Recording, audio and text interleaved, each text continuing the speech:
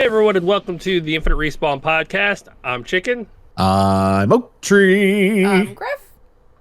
I'm Baka. He's not at the circus this time. He's back. He Not made at it. the circus. Yeah, we had to buy him back. That's okay. We needed him here I anyway. mean, It wasn't much. They really didn't want to keep me.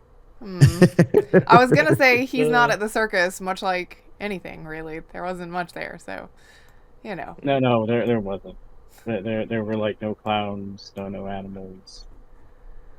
I think the It clown was a part's very weird. watered down Circus Soleil. Sad, lame. And instead of like the death-defying motorbikes and being in the cage or circles or whatever, it was like watching people that I grew up with in high school continuing their BMX tricks. Look at this sick trick I could do, bro. Wow. Yeah. I was like, I remember watching kids like doing that shit in the parking lot at school. So what he's saying yeah. is he had a great time, everybody. Yeah. Very reminiscent of high school, which we all know is everyone's favorite part of life. Ugh. I was done with high mean, school. to be I never fair, done with high school. it was some people's favorite time. Some people they're peaked in usually- high school. Yeah, That's true. They're usually the ones that are still, reliving those eras. Yeah. That's the reason I like going back to the And- reunions. Shut up. No thanks. I'm good. Not me. I'm fine with never, ever going back to the high school reunion. I see it every so often on the book face thing, and I was like, nope, not interested. I disappeared at one point. I guarantee I was a legend there for a little while after I came back, but I just disappeared one day, never to be heard from again. We're right here. We know where you're at. When I moved down here, I didn't tell any of my friends or anybody. I just disappeared.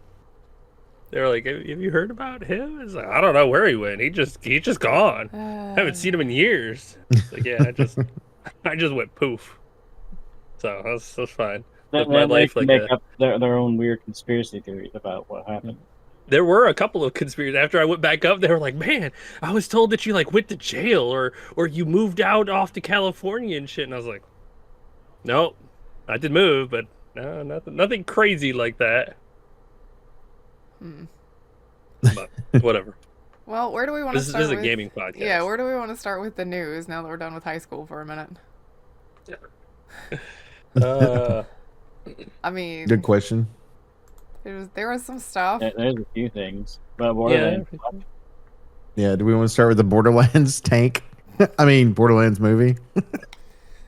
Sure. It did great, you guys. Opening week for Borderlands, super good.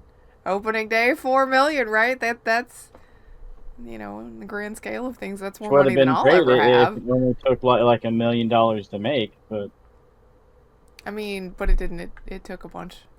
$116 million to make, Yeah. and made $4 million opening day. For the weekend, it was $8 million, 8.6 to be exact.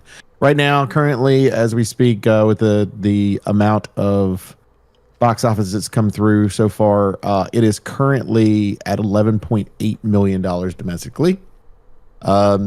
So nowhere close to the $116 million. It hadn't even made the 16 part yet. No. How long has it been out? 2 weeks? No, it's been out one full week. Yeah. To give you an idea, last Friday it made $3.9 million off of 3,125 theaters. So you can do the math on that one, figure out what it was making on each one. But here's the fun fact: this past Friday, so 1 week later, it made $680,000 on the same amount of theaters. It was an 82.7% drop from the week before.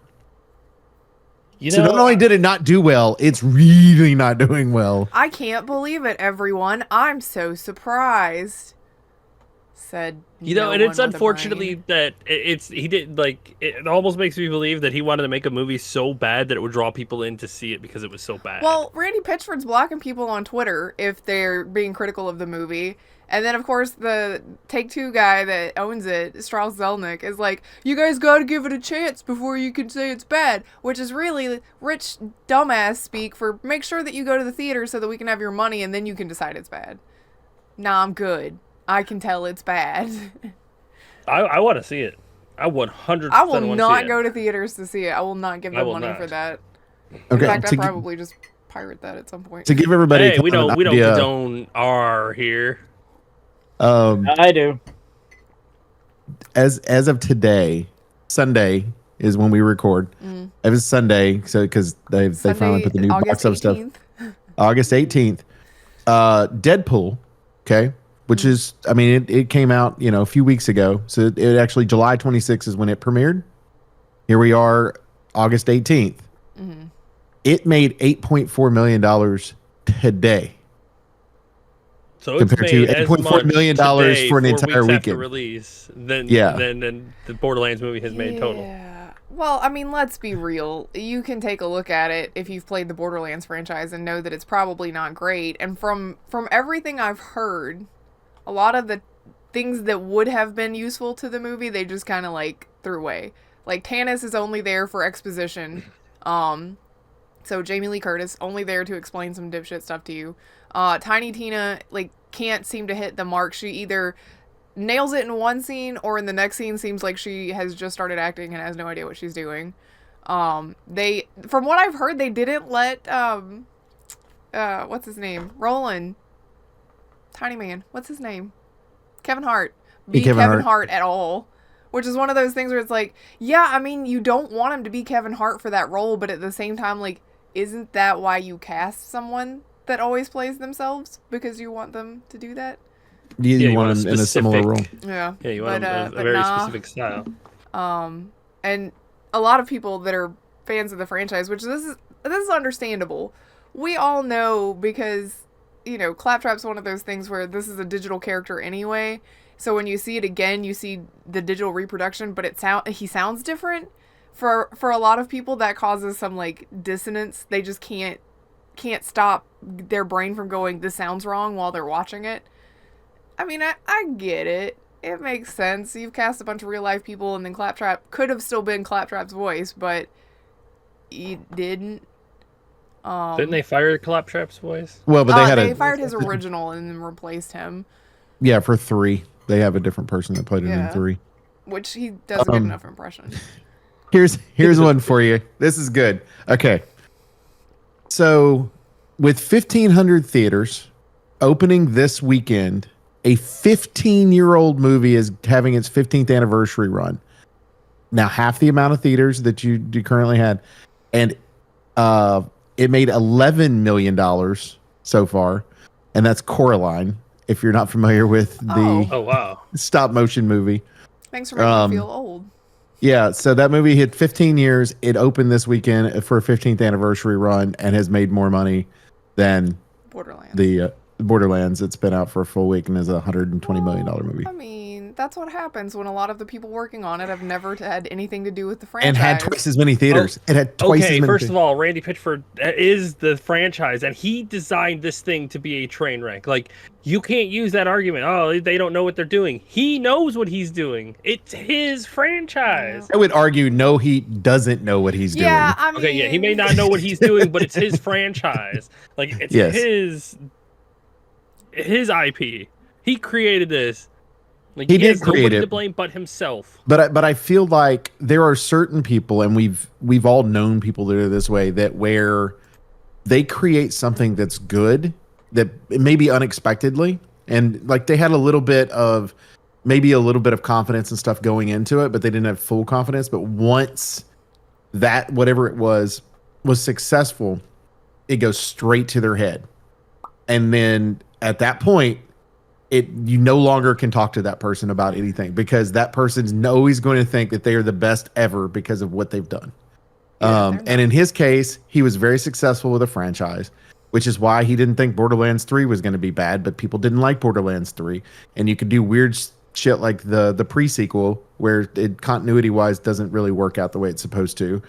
And as long as people continue to buy his shit, that's what he thinks. And now he thinks he's in the movie business. Yeah. You know, Because, it's he just got to hang out on set with big famous actresses and actors, and he's obviously super cool, and he's not.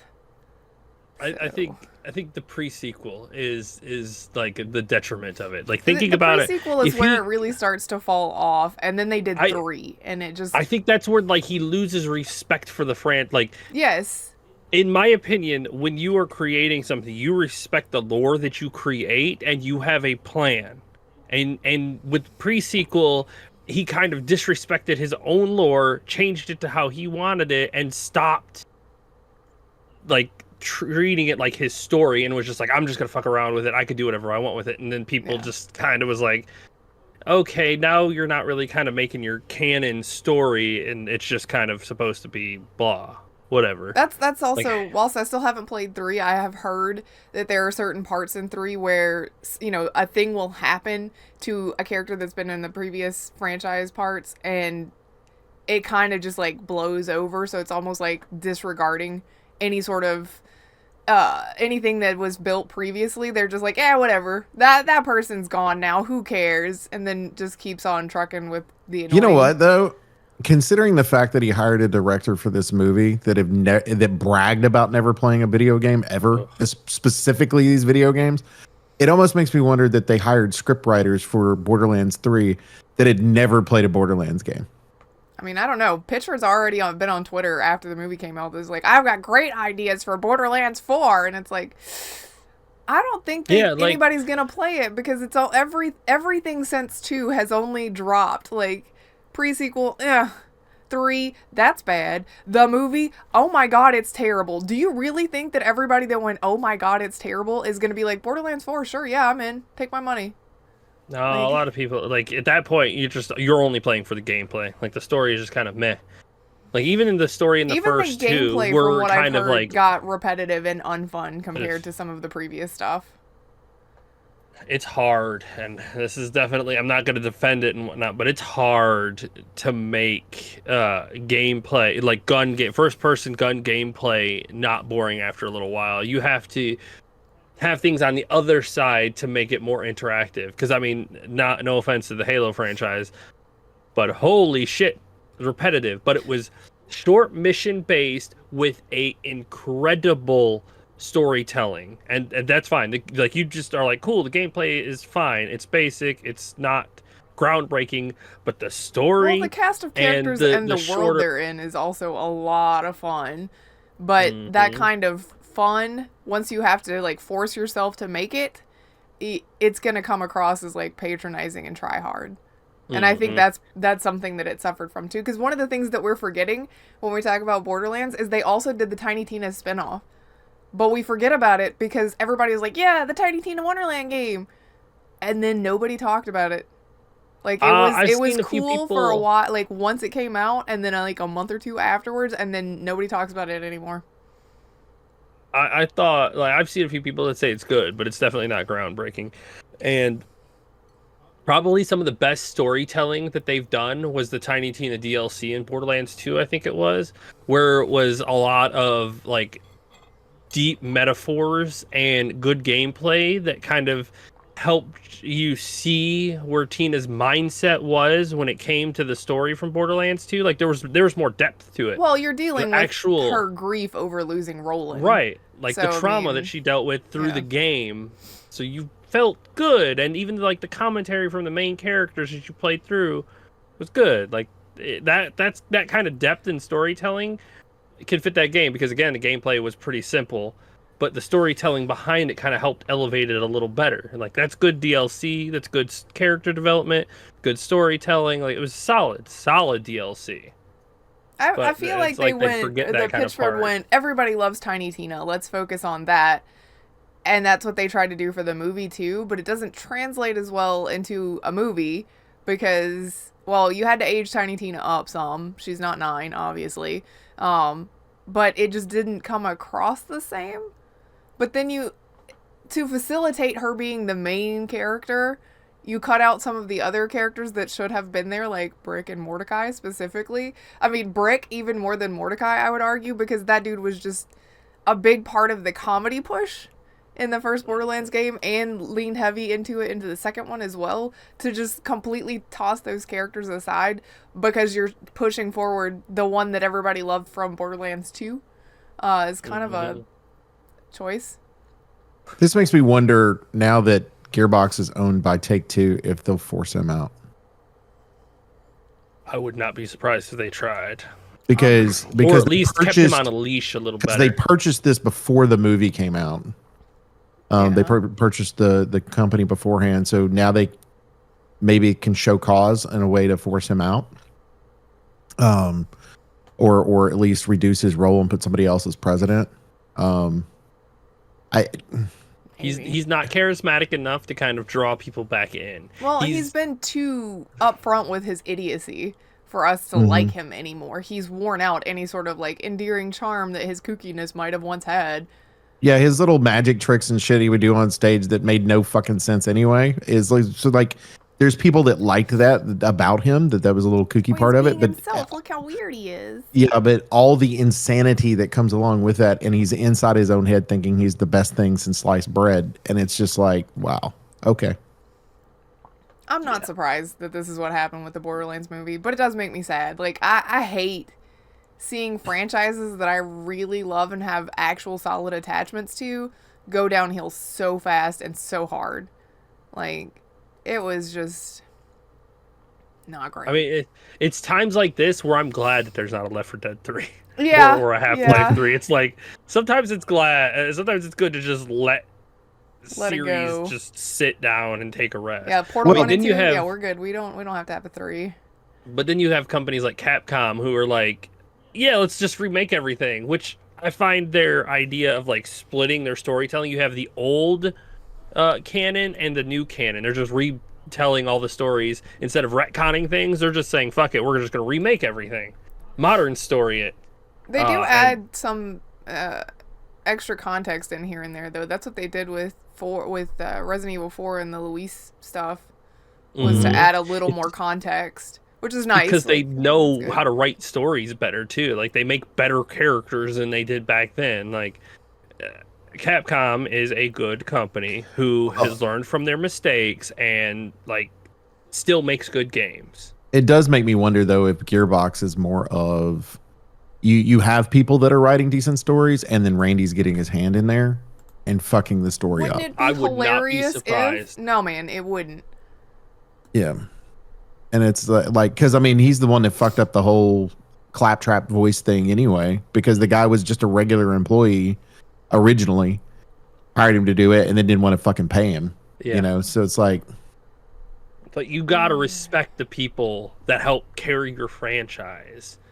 Like, if you don't, then they leave, and you lose these foundation pillars that kind of helped you make this, and then when they're gone, it collapses, and then all you're left with is rubble.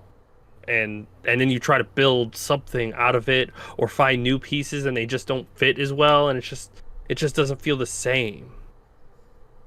So, I don't know. Like, a lot of these companies, and maybe this is just the pretentious side of me, just don't respect the IPs or the franchises enough, and that kind of makes the series fall into the wayside.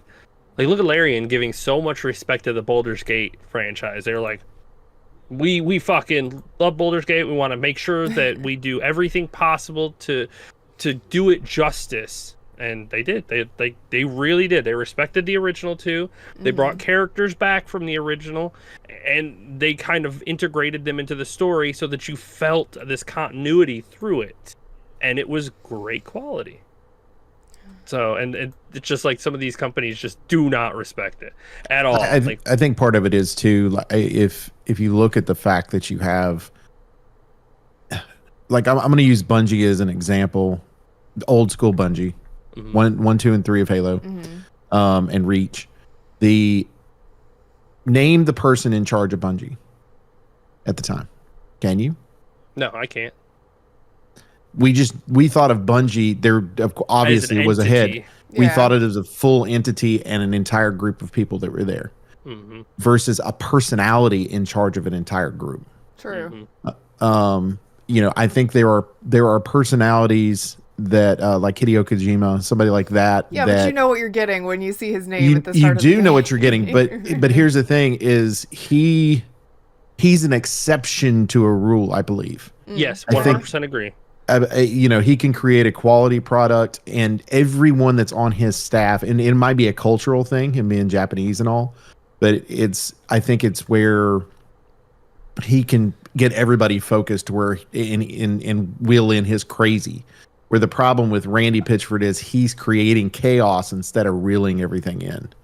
And I think that it's the same thing with is it Tim Sweeney? That's the Epic. Yeah, that's in Epic charge, Games, yeah. Epic, yeah. yeah, again, crazy dude. And we know his name. You know what I mean? Like we know who he is, and crazy stuff's happening over at Epic. And you know, is that going to go downhill eventually to where once the Fortnite monster's gone, is it going to be one of those where, you know, it is to where now we're looking at them being acquired by somebody.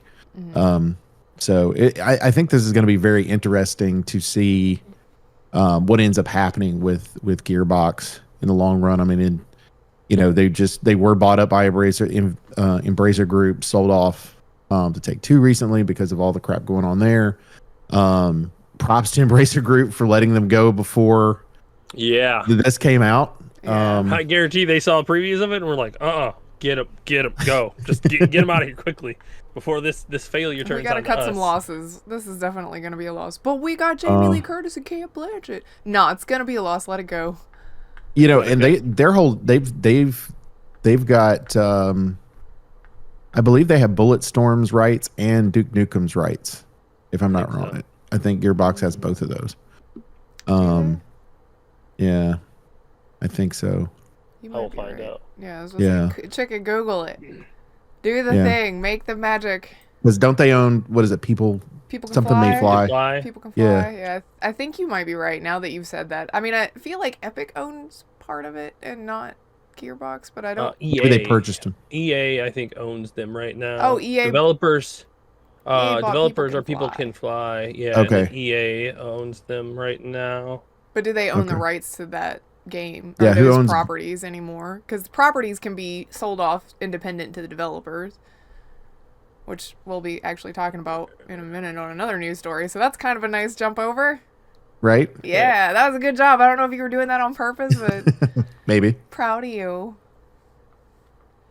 It says that they secured the rights to help People Can Fly create the remaster.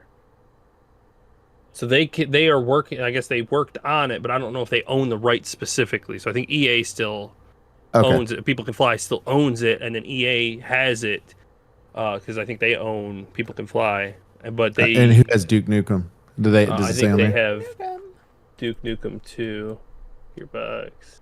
That's one of those franchises that we probably won't see ever again. No, I think it's a different yeah, it's a culture different now. era. You can. I think you can still pull it off. I mean, you're not going to be the same Duke Nukem, but you also was it Duke Nukem Forever that was so bad, Yeah, right? it was. Yeah. Or that one. Yeah. I think in September we will find out if there is still a culture for that kind of wildly out there because Lollipop Chainsaw is coming out and that game is out there and wild. Is that a remake it's or a- a remaster? It's I think it's a remake. I think it's a remake as well. Yeah, so they're coming out of the gate like hardcore, skimpy lady, chainsaws, killing zombies. I think lots it's a of little fun. different though because it's a female protagonist versus what you're dealing with in Duke Nukem. But my theory is this, and this is where I would, if I was sitting in a room full of people and they were thinking about doing Duke Nukem, is I think you have to go, with GTA being as popular as it is, and all that same stuff being part of that culture in GTA. It's one of those where you go look and see what they're doing to where people aren't saying shit about it. You know, because I mean, you'll still get the comment about the fact that. Satire. What'd you say? You have to modernize the satire. I would agree with that. Yes. I think if you do that properly, then you can get away with it. You just have to make sure that it's good satire and it's not like leans too hard one direction or the other. You've got to be able to make a joke and take a joke Right. kind of freely. Or you could even have him to where he's like, the old school Duke Nukem and then gets called out on his shit. You want to know? Yeah. That is Gearbox What? and Randy Pitchford. Oh, is Is it? Yeah, which means if Randy Pitchford makes another Duke Nukem game, it's going to be Randy Pitchford as he wishes to be Duke Nukem, whilst he gets away with making all of the off-colored comments, so it will be straight to the trash. Didn't Gearbox start off as like working on Half-Life stuff? Let me click the Gearbox thing. I actually have the thing open. Hang on. Doop, doop, doop, doop, doop, doop. Okay, look here. Why are you like originally this? did stuff with Valve. Gearbox Software. Yes. No, wait. They started developing expansions to Valve. Yeah, they initially created expansions for the Valve game Half-Life, then ported that game to other console platforms. 2005, Gearbox launched its first independent set of games, Brothers in Arms, on console. Okay. I forgot they that's did from Brothers their in Arms. Wikipedia, so Yeah. if it is wrong, blame the wiki. Blame the wiki. Because Whoever I am typed not that in trying there. to memorize It's probably Borderlands Randy or Pitchford that typed it in there, so you're fine. Yeah. Does it say in there Randy Pitchford for the best? It does list him owner? as the main founder. So. There were like multiples, right? When there were like Yeah, five it founders, was four Randy founders. Pitchford, Brian Martell, Stephen Ball, Landon Montgomery, and Rob. I'm not even gonna. I'm sorry, Rob. I would butcher that if I tried to say Your name it. is Rob and Rob only. It's Rob H. I'm sure if somebody said it, I'd be like, okay, well, it doesn't sound as complicated as I was making it, but in my... Do you think that's how you say it? Here, yeah, because it's Hieronymus? Hieronymus. I do like Hieronymus. Hieronymus. I kind of want to name a D&D character that. Rob Hieronymus. I like that last name. That's a very interesting last name. I'm going to Google it later. I'm leaving this page open. I want to know the history of that name. I'm interested. Yes, I would like to learn more. Click. So yeah, I don't think we'll be seeing Duke Nukem anytime soon. And if we do, we won't want to. It's got to be done right, and it will be hard to do a game like that right. I don't if think you Randy don't have Pitchford the right can do people. anything With Randy right. Pitchford at the helm, I would 100% agree. Like, that dude probably going somewhere makes 4 left turns to get to the right. So. And then leaves his USB or whatever at the restaurant. Yes. Yeah. If you don't know what that's about, just Google Randy Pitchford USB. I'm sure it'll be the first thing that pops up. Good luck to you. Make sure you're an adult when you do that. Yeah. Yeah. Yeah. Anyway, now that we've learned a whole bunch of extra stuff that we didn't know before, I'm leaving that page open because I'm going to Google that name for real. But as we mentioned, sometimes properties can be kept independent of the developer if the developer is sold off or acquired by another company. And I think it was last show that we talked about this? I can't remember. Recently. I think it was the show before. Very recently, within the past 5 episodes. Tango Gameworks got axed, basically, by Microsoft. But they got bought by Craftron, which you probably don't recognize that name, but you will recognize the company based on the game that they made, which is PUBG. So I didn't realize their actual company name was Craftron, and it's spelled craft like craft cheese slices. So it's Crafton, isn't it? Is it? Oh yeah, there's no R. I'm adding an extra R. It's Crafton. Sorry. Craftron sounds Craftron like sounds way of cooler. It is like a dance party, but you also have to find all of your gear once you get to the dance party. It sounds like a transformer that changes into a block of cheese It's not a block. It's a slice. Okay. Anyway, they got purchased. Tango Gameworks got purchased by them, and they're keeping Hi-Fi Rush.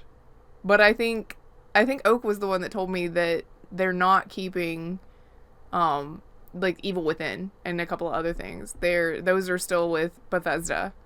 Which so Evil Within 2, and Ghostwire Tokyo are all staying with the Bethesda and Microsoft, which I find interesting because they made the comment that Microsoft had made the comment that they were like, oh, we want like these new indie style games and be able to play and blah, blah, blah. And then they let go of Tango, and we're all like, okay, well, some of the people that were working at Tango made their way to another one of the Microsoft studios because they talked about that in the whole thing. Cool. So they're just going to move Hi-Fi Rush over there. No. They're just gonna let Hi-Fi Rush go. Yeah, like, And I think that's so weird. Of all the ones that you could have been like, yeah, you can take that one with you, you're like, why don't we let them go with the one that was doing super well? Yeah. But didn't you want games like that? Yes, but obviously not that one. We'll keep Ghostwire Tokyo, which was good, but not as good as that. We made a choice. Like, all right, then Bethesda, go off, I guess. Bethesda, Microsoft, whoever. So where does it say that they're not doing it? Because the only thing I read is publisher noted there will be no impact on the existing game catalog of The Evil Within, The Evil Within 2, Ghostwire Tokyo, and the original Hi-Fi Rush game as part of the acquisition. So it looks like they're not messing with them, but they're still taking them with them. No, they're not taking it with them. Yeah, the Hi-Fi Rush game, There's a different our article. IP got to go with. There's a different article? Where's it at? Well, I don't know because I didn't look it up today. Oh my god! I looked it up when Google it was away.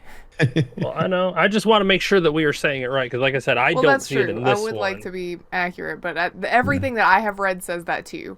However, I have not read the direct article that says that. Yeah. But that's an interesting choice to have made. You know, Press release.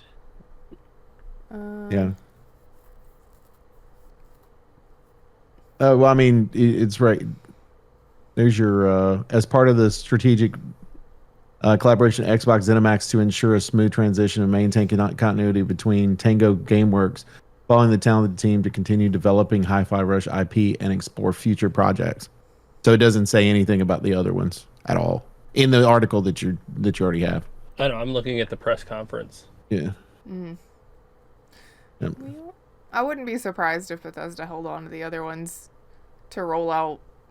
Well, with Evil Within, I could see them in several years down the line doing a remaster group game, release of the two of those, especially if they ever decided to try to make a third. Because Evil Within had its own hardcore niche of people that really liked it, but it was a niche, it was not. It's a niche, but it also, those style games, Xbox, Microsoft in general doesn't really have any of their studios that make something similar to that. Like that whole Resident Evil / Silent Hill style of game, they don't really make. So I can see them holding on to those and trying to see if one of their studios can take over that franchise. Whether it's part of the ZeniMax group or it's one of the others. Ghostwire Tokyo, I'm not familiar enough with that one. I know that Chicken played it, but I'm not familiar enough with that one to know what studio would be able to take that one over. It's pretty much, it's pretty much very similar to Evil Within. I'd say the gameplay itself, Evil Within's gameplay leans into Resident Evil territory where it's careful with your resources and you have to do certain things in order to actually ensure that the zombie people are dead and stuff like that. Ghostwire Tokyo was all right. That strip away some of the gameplay and add some Silent Hill into it, and it was more like that, I guess. That article says that Xbox still owns it, but during the press release, it said that Krafton's latest financial results from the Korean publisher also mentions owning Ghostwire Tokyo and the Evil Within series. So maybe they did. So maybe they clarified afterwards. Yeah, I'm not seeing I don't see that they own it or they don't own it. I'm not. Also, I'm never gonna very Krafton now that I've said it. Yeah, I know. I keep saying Krafton. Chicken said it Krafton, and my brain still auto-corrected and went Kraftron. Yeah, but so I'm not 100% sure which way it goes. I think they own it, but Microsoft might still own it. I'm not sure. I guess we'll see. I think I still think that Microsoft is getting rights to have it on Game Pass and things like that. But I think Tango owns the IP. Yeah, I think they get to own it. I'm not sure. It could be a continuation of future projects where right now, so based on the way that one was written on the publisher noted where it would be no impact on the existing game catalog, The Evil Within, The Evil Within 2, Ghostwire Tokyo, or the original Hi-Fi Rush. So in other words, it's not going to affect the games that are already made. Yeah. But it would affect future games. So, which is maybe, I don't know. Yeah, I'm not sure. Okay, yeah. See, this one that says that they own it isn't even sure that they own it. If they were to move ahead with it, I mean, okay. Yeah, I'm not sure. So I guess we'll see. their press release is very vague. Yeah, I know. Press release. Because it's like I know. it's like 4 it literally times. just says the same thing that the other one was quoted, but it's so funny because like they talk mainly about Hi-Fi Rush during the whole thing. And then they're like and then they give you a background of who Tango Gameworks is for those that didn't already know for this press release. And they mention the other games. But then they don't tell you anything about it other than what we've already read. So it's a maybe. How about that? Yeah, it's right now they own Hi-Fi Rush. Yes. Maybe Xbox That's the definite. owns We know it. that I'm one not, for sure. Do Not we? sure. Well, That's interesting. Very, very interesting. okay. Let me click. I'm clicking around through my articles to see if there's something I can like make a smart crossover to, but I'm dumb, so no. I'm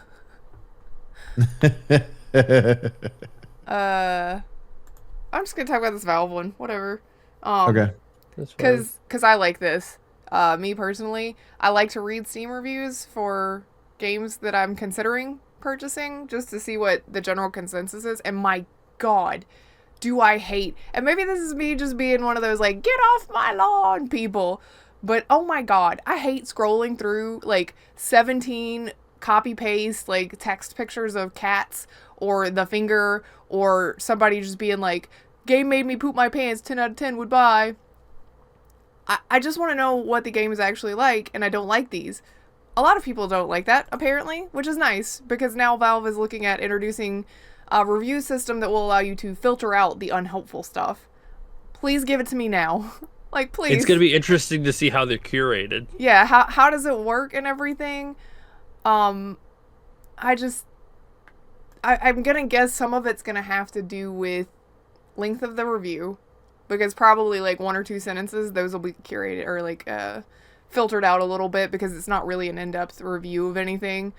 And anything that is like several lines of repeated, so like the text, pictures of cats and junk will probably. I think you're going to have an AI that's going to go through it that way, but I think you're also probably going to have like as from a from somebody trying to read the reviews, like the people that are actually going through, you're going to have an extra option that's there, whether it's helpful or not. Well, I mean, there's And already the little button that's you've like, already got is buttons. this helpful? And I always will It's- click no. I mean, I'm sorry if you love to leave like one-liner little zingers in your opinion as reviews. I'm the one clicking unhelpful on your stuff. It's me. It's definitely me. I mean, I'm not the only one, but it's me because I hate that. I'm Well, here to see what the game is like. You're not helping It me. sounds to me like it's gonna. That's mainly how they're gonna do it, and then they're gonna have an AI most likely going through, like you were saying, with repetitive stuff. Yeah, it's Um, gonna do some sort of aggregation you know, process to figure out between the real input of not helpful. And then you're gonna have the famous ones that are gonna be now considered. Well, I mean, they're technically unhelpful anyway, but the ones from like Skyrim where it's like killed a chicken, became enemy number 1, 11 out of 10, whatever. I mean, and I think that those are really funny and they kind of have their place, but I kind of wish that you could mark your review as you're leaving it as, you know, funny, so that it, and that is also an option on Steam on the helpful, not helpful. One of them is funny. You can click that. So it's like, yes, I appreciate your humor. It's not helpful though. The problem with any sort of mass style Public of review communication, system? public any sort of mass public internet system is always going to be filled with trolls. I will give it to Steam that they are pretty fucking balanced when it comes across the board, that people tend to kind of keep their shit decent, because I mean, you go to I think any that's other thing part and of they the way just the kinda mean. Steam community is anyway, because like let's say Grif wrote reviews and she was trying to be funny, whatever. I know she does not write reviews, but let's say she was trying to write reviews and she was trying to be funny or whatever. She would still be respectful on how she's doing that review because she wants the reviews in the other stuff that she's looking at to give her the information she's looking for. But I think that that's where, so it differs because we also know the alternative is Epic. Yeah, And none of which us is like no the fucking reviews. Epic store. Yeah, there's No reviews. So it's like let's get these options. And there's people that are professional reviewers pretty much. Like you look at them and they've got thousands of fucking reviews they've done on games, which is helpful. Yeah, I scroll down to find the ones that are like, here's my opening thesis paragraph, and then like lists of pros and cons. I like that because I know they've thought out enough to make me a list. It's like, thank you, kind reviewer who spent probably way too long writing this. I appreciate this. I will click, yes, it was helpful. Thank you. God, imagine teaching it like you could teach a journalism class and just make all of your students do Steam reviews, and then that'd be a lot more helpful. Oh my man. God. Yes, please. I'm gonna grade you on your Steam review, so you get a grade for it plus benefits the people that are there. Yeah, good. I like it. I do look forward to seeing how they implement this and when they implement it, because it's one of those things where they're making a lot of announcements. Like, you know, last show we talked about the demo thing, how they were going to handle that, and the demos are now going to be independent of the games themselves and whatnot. So they're making a lot of announcements about things they're working on, but I think none of it really has like a solid, it will be here for you to use on this day. No, Steam really does not do. It's here. It's just kind of one of those things where like we're upgrading our systems, and then you're gonna see it updated. Yeah, they do that where they're like, hey, this is a thing we're working on, and you're like, but when's it gonna be? And they're like, we're working on it, and then all of a sudden your Steam updates itself when you open it, and they're like, oh, there it is. Yeah, trust me. The day Ready. they were like, oh, Steam libraries are out, and then your Steam updates, and you're like, oh, the like now, shelves and all, yeah. Yeah, I was like, oh, like now? They're like, yeah, now, like now. Like, oh, I can dig it. Okay, I can dig it. hey, that's pretty cool. Give it to me. Yes, so I'm looking forward to that. I like helpful reviews, and I appreciate your humor, people that leave comedy reviews. I have chuckled at quite a few. I just want them to be filtered to an auxiliary thing where I can look at them when I want to laugh at something. Yeah, I need a funny button. Yeah. Again, there is a funny button, but they just don't aggregate that way right now. So. Well, but I mean, it needs to be one of those things where, you know, as long as I have all my helpful, unhelpful, and my funny button, then we should be good. As long as it would actually allow you to filter. Tab this shit up. Tab up my reviews. Yes. What they need to do, I've got it now. They need to have at the bottom, the big section is the helpful, like true reviews of the game. And because they've got two sections, they've got the main one here, and then they've got the little side one over on the side. They need to have that one have like filtered with funny ones, so that you've got the little funny ones over here on the side that people can kind of spam and do memes and things like this, and then you've got your section for true helpful reviews. Like there you go. Now you've got this little scrolling funny review thing you've got over on the side for funny laughs and whatnot, and then you've got your little section for good reviews. That'd work. There you go, Steam. Do it. Do it. Yeah. Yeah. Or you could filter it to whatever you wanted to on that right side. The middle part's going to be helpful only, and then the right side's whatever you want to filter it. So if you're like, okay, here's the positive views, but when I want to see what the negative views are always going to be, right? So you click on that and see what the people that are negative that are saying.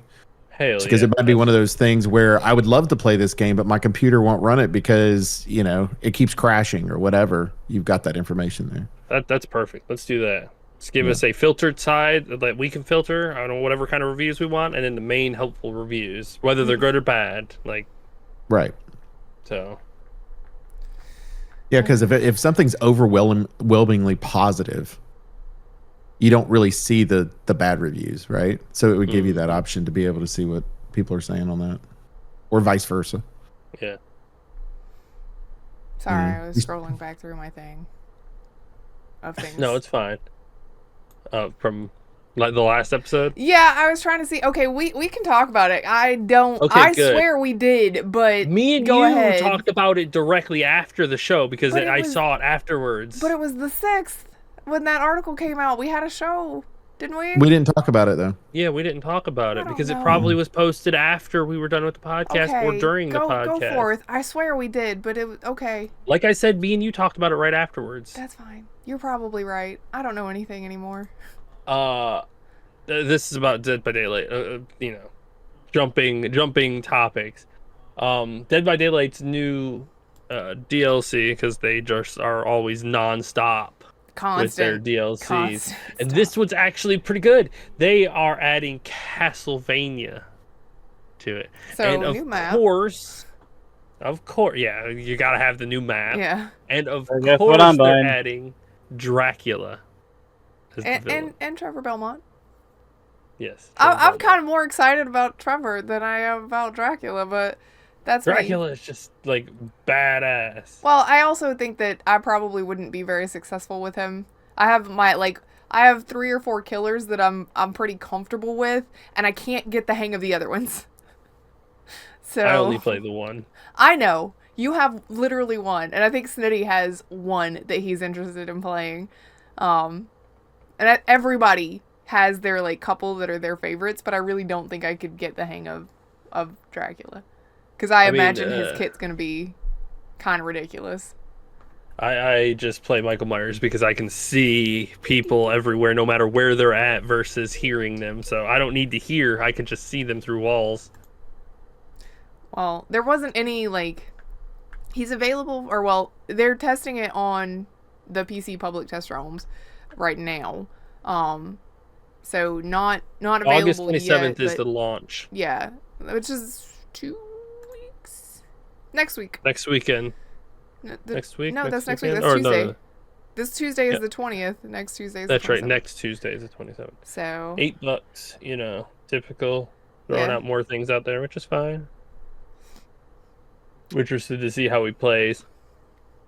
Or how But Belmont plays. Well, we'll have to play and then try it out. I need I to play do the wonder- 2v8 mode. It says he'll be accompanied by his power-granting castle. Can you only play him on the castle map? I mean... Surely not. I would hope not. It but doesn't matter which map he plays on. His castle castle goes will with him? always be with him. So it doesn't matter where you play. Okay. You will Yeah, always 'cause have his castle Lore, in the his sky. castle constantly moves around, but which is why it can be put in different settings. Yup. He'll also have a Yeah. bat and wolf form alongside his vampire form. So y'all are mad about me playing Chucky because he's small. This dude gets to be a bat. All right, you will not see him coming. The bat Okay, is quote so- quiet as a creeping shadow. You will not see him. That depends on how that's going to work. Is it like a quick thing? Is he actually going to be tiny? Because It there can are very large gain bats. ground with a blink. So I imagine Yes. it is a small bat that will be blinking around a bunch. He will just show up. But you can't see survivors in bat form. Survivors are invisible to you. You can see their scratch marks, but you can't see them at all. That Dracula has an undetectable status effect, can move faster, ignore vault points, and teleport to any vault point within 32 meters. Survivors Doesn't are sound OP at invisible, all. but their Invisible. scratch marks can be seen. So whilst you can't see them, if you can see where they're going, you can still get there. Yeah, but that's with everything. You've got to learn how to kite people and things like that. If you got he's certain super movement cheap, it's going to be speed. the only one Baka plays. Like, if this character is a cheese character, which it kind of sounds like he might be, we will not... Yeah. Every character is a cheese character when they first come out. It's after they get nerfed to the ground in which it happens. Like, there's not a competitive scene in this one, so they usually just make OP characters and then, nerf them when they become popular. There are a certain few heroes that are still OP, but everything is always dependent on your opponents and what your loadout is. If you're really interested, you can ask Red Rings via our Discord, because he keeps up with that. Like, he plays it I don't think he plays regularly. anymore. You don't He think hasn't so? played at all. He hasn't played at all. He in a usually while. does. He definitely still keeps up with it, though. Like, Yeah. yeah. So, if there's things that you need to know about this game and you've never played before, I can tell you who you can ask. I mean, I like the game. It's fun. I like to just play as the killer every now and then and just hunt people down. But again, because there's nothing they could do. I mean, I love it when I'm just chasing someone and they scurry around a corner and I turn on my true sight thing and I see them crouched behind the wall and it's like, oh, that's so sweet. And then I just walk get called forward. cheese. Oh yeah. Mm-hmm. I play one of two ways. Either I'm a slow stalker that I will find you no matter what, or I am a long-term stalker in which case I find you, you die instantly. So what do you want to play, a long game or a short game? Hey, I have survived several times against chickens, dude. I've also died probably Only because double I let the you. amount. Well, it's usually Because because let I you go. use, like, because Red plays more aggressively, which makes him brash in his choices. I just let him do some dumb things whilst I run away. Which is nice. But now that I've said that, you know it, and I've made a mistake. He's already probably figured that out a while back. Yeah, you think? I mean, come on. He just lets you run around because he likes to try to kill you last. Yeah. That one person gets a chance to escape. Hell, I've carried people to the exit before just to let them go. I mean, sometimes. Which I know that Dead by Daylight's not necessarily a spooky game. It does have jump scares because all of a sudden Michael Myers is standing right next to you. But there are a couple of other things in the horror sphere to talk about. I mean, not that this is unexpected. We're 2 months out from Spooky Month anyway, so a month and a half. So here comes all of the Halloween stuff. Oh, yes. Like Silent Hill. But for people that are not me, because I'm not a platform player, I'm terrible at it, there are a couple of things like Ash vs. Evil Dead and the Halloween series that are being turned into a 16-bit platformer. So, there you go, chicken. You I mean, go be Michael Myers. They're gonna be a little expensive. Well, I guess the 49. It's $25, which isn't too bad for 2 games. I'm interested to see what the other project, because they've got 2 Halloween projects. Yeah, like the Myers other one projects. is being made by Boss Team Games, which is the same people that did the Evil Dead game. Ooh. But here's the thing with that. They did the Evil Dead game in 2022. And Saber announced that it was canceling the Switch version of the game and ended all development within 18 months. Yeah. So Saber got sold off too, didn't they? I think so. no, they bought somebody, didn't they? Was that? I thought they got sold. They bought their independence and then bought one of the other companies. Isn't that what it was? Did they? I don't know. I don't remember. I think so. So many things getting bought and sold these days. I can't keep up. I know. I know. It's crazy. Can't remember which company that made the the Friday the 13th game. I can't remember, but they made Texas Chainsaw Massacre, which was Right. pretty fun. People enjoyed that, and they've recently released Killer Clowns. Killer Clowns, which I've watched of, and it's pretty good.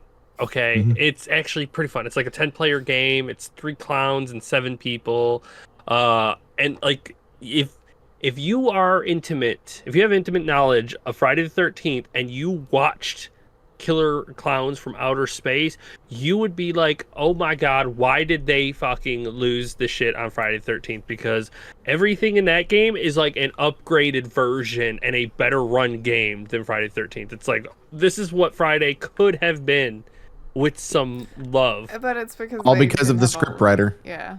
Didn't have And all it the people hurts on me board. because Friday the 13th is so fun. And here's the crazy part to me. Okay, this goes back to somebody with a fucking ego, I guess. But it's one of those things where you're so mad that somebody used your franchise, and because the actual people that supposedly actually owned it had given permission, and you were the scriptwriter, and to get all the shit, blah blah blah, all the shit goes along with it. And you're so upset about it, you're not even willing to make money off of it outside of what they're going to give you, where you could continue to make money and go, and part of our agreement is you have to make a sequel to the first game or whatever. You know what I mean? Like you're not seeing the potential It's probably long term. my guess is some of it has to do with an age disconnect. The screenwriter probably one of those people that are old enough where they don't see the value of video games and they think that it's a lesser media, so they're like, I will not be associated with that garbage video game stuff, because they don't I'm realize that it's not, the But it's garbage so video game good. media where you And it gives so much love to the franchise too. Like the people who made that game, yeah, love but some that people get so franchise. high on their own ego, like Oak said. I know, it's and it just, hurts because people who I actually make enjoy it were movies like, and not video games. Like, dude, you didn't make the damn video game. Well, I won't be associated with that. And it's like, dude, do you understand that there are certain video game franchises that have made more than your movie franchise ever has? Like, People, happens. the quick answer is no, they don't. Like, they don't understand how big the industry itself Yeah, is. they still have that mindset of only losers in their basement are playing video games, and I'm not going to do that. And it's like, well, I am a loser, but I'm also a very successful human being otherwise, so I hate you. Also, thanks for having Beck stuck in my head now. I appreciate that. And tangentially thing, because Friday the 13th is being discontinued in December, so we definitely got to get some more play in there. I think it's a lawsuit in Europe or the UK or somewhere that is basically trying to outlaw the abandonment of games. Like, you have to give the consumer a way for them to at least play it.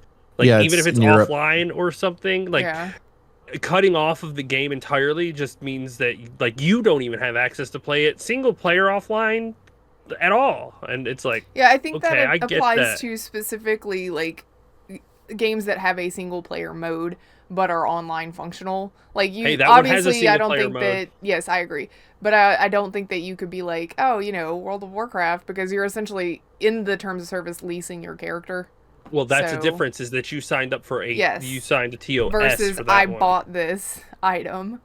Yeah, like that I'm sure there's, legalities around it and whatnot, which is fine. But all of these single player games that you buy that are single player and they require online capabilities 100% of the time, it's like, why? Like, I get you don't want us to cheat, that's fine. Like, I get that, but if you shut off servers, like, What am I gonna do? I'm not leasing your game. I'm buying it. Yeah. Mhm. I should be able to play it. So, I don't know. I thought that was I think one that's of those just things on the getting side. started over there, so I'm sure we'll have articles about it as it progresses through court processes and things like that. Yeah, so I'm sure that won't be the last time you hear about that. No, I doubt that. But yeah, interested. It's Halloween. It's coming up on Spooky Month, so I'm sure we're going to see a lot more spooky stuff. And it's my favorite time of year. After September onwards is my favorite. Back half of the last quarter of the year is my favorite time of year. I'm sure there are a lot of people like that. I mean, I went to Lowe's today to look at all the scary stuff. So Baka works at a place that already has Christmas stuff packed in it, so don't talk to him about it. Don't. Just Oh, yeah. Baka, stop listening. Stop listening to Chicken right now. Halloween was back in April, so you're Yeah. you're way past Halloween stuff. We don't even do Halloween. Oh, really? Hobby Somehow Lobby that doesn't does not surprise do me. Halloween. Oh, wow. That does not surprise They get me. fall stuff, and it's like Thanksgiving and other shit, but they do not do Halloween. It's because it's the devil's holiday, obviously. It's the devil's holiday. Well, speaking of the devil's holiday, Oh, good on October 31st, the Devil's Game is being released. No. Oh, that's funny. You're terrible. I hate you. Okay, so October 31st is well, my first thought was October is going to be a very busy month for me, but I don't know if I can afford to buy 2 new games back to back, so it may not be because it will be Silent Hill. But Dragon Age Veilguard, since we're full committed to the name now, will be out October 31st. They launched another trailer. Thankfully, it does not look like a cartoon, and I friggin' hate that I'm so interested in it because I know I'm trying to put my thoughts together. The caffeine's kicking in, and there's a lot of things happening at one time in my brain. Ollie, when I posted it in the chicken Discord, Ollie was like, yeah, but I mean, like, that's a win, right? Because you like that franchise. And it's like, I do like that franchise. And I know what it's capable of. However, BioWare that made previous, like, the original Mass Effect trilogy and made, like, Dragon Age Origins and things like that, that's not the BioWare we have today. And I will not be fooled again. Because Andromeda looked cool, and then we saw how it came out. Anthem looked cool, and then we saw how it came out. So, I'm cautious about this, but all I can say damn is it looks good. Learn your lesson. Don't judge a book by its cover. Just because it's got pretty makeup on and whatnot, don't mean it's a good person. I know. Look, Borderlands. Well, Yeah, I stop knew, I could falling for look at that that and stuff. tell it was awful, but... Okay, so all we need to do is get the CEO of BioWare to come out and be an asshole, and you're going to be completely turned off from the game. Finally. That's how we do it. I mean, but as Oak mentioned, if you know the name of the CEO, it's probably a bad sign. You don't know who that is, do you? Because I don't. I will, because I'm about to teach you No, their name. no. See, it doesn't. No, yeah, but they It don't. doesn't let you count know who because it it's is. not a No, name no, that's no. in regular pop culture anymore. It So, will be. After uh, this, we're gonna make it. We're gonna make it a. Let's see, vice I president, general do. manager. Like this is not even like gameplay. It looks just all just like cutscenes. They did do a lot of. There's like an hour or something of gameplay footage that's out there as well. I have several things that make me very worried as a Dragon Age person. One of which is that they've decided, instead of being traditional Dragon Age gameplay, where you can swap to your other party members and have 3 of them, there will now be 2 party members that you cannot control in any way. I do not like that. They went Mass Effect with it, which does not feel accurate to the series. Like, I mean, it doesn't feel... Maybe it's because we've been trained in such a specific way, but it doesn't feel fantasy. Where Dragon Age is a fantasy game, it feels like that's more of a sci-fi trait to not be able to control your people.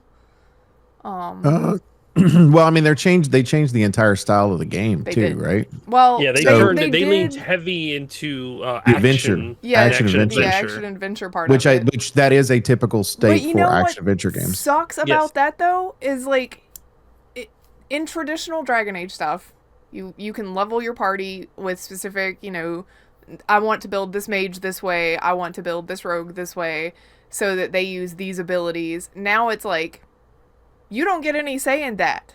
They are doing whatever it is that they do, and if you don't like it or want to play a similar character, then you better just not take them in your party, which also kind of sucks.